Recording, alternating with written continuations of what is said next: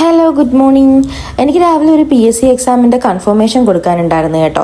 അപ്പോൾ അത് നോക്കിയപ്പോഴാണ് നമ്മുടെ PSC തുളസി എന്ന് പറഞ്ഞിട്ട് സൈറ്റ് കാണുന്നില്ല.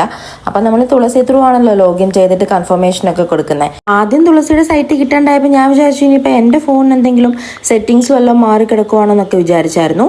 പിന്നെ നമ്മുടെ kerala.psc.gov എന്ന് പറഞ്ഞിട്ട് അങ്ങനെ സൈറ്റ് അടിച്ച് നോക്കിയിട്ടും എടുക്കാൻ നോക്കിയപ്പോഴും നമുക്ക് കിട്ടുന്നില്ല കേട്ടോ. അപ്പോൾ തുളസി കിട്ടാത്തതുകൊണ്ട് ലോഗിൻ ചെയ്യാൻ പറ്റാണ്ടിരിക്കുന്നവർക്ക് ഞാൻ ഒരു വഴി പറഞ്ഞുതരാം. അതിനായിട്ട് നമ്മൾ ഈ ആദ്യം കാണുന്ന കേരള PSCയുടെ സൈറ്റ് ഓപ്പൺ ചെയ്താൽ മതി കേട്ടോ. അപ്പോൾ ഇതേ കേരള പബ്ലിക് സർവീസ് കമ്മീഷന്റെ സൈറ്റ് ഓപ്പൺ ആയിട്ടുണ്ട്. അതിൽ ആദ്യം കാണുന്ന ഗ്രീൻ കളറിലുള്ള 1 ടൈം രജിസ്ട്രേഷൻ ലോഗിൻ എന്ന് പറയുന്നത് ക്ലിക്ക് ചെയ്താൽ മതി. അങ്ങനെ നമ്മൾ ക്ലിക്ക് ചെയ്യുമ്പോഴത്തേനും നമ്മുടെ തുളസിയുടെ ആ ഒരു സൈറ്റ് നമുക്ക് ഓപ്പൺ ആയി വരുന്നുണ്ട് കേട്ടോ. ഇനിയിപ്പോൾ ഇവിടെ നമ്മുടെ യൂസർ ഐഡിയും പാസ്വേഡും കൊടുത്തിട്ട് നമുക്ക് ലോഗിൻ ചെയ്തെടുക്കാവുന്നതാണ്.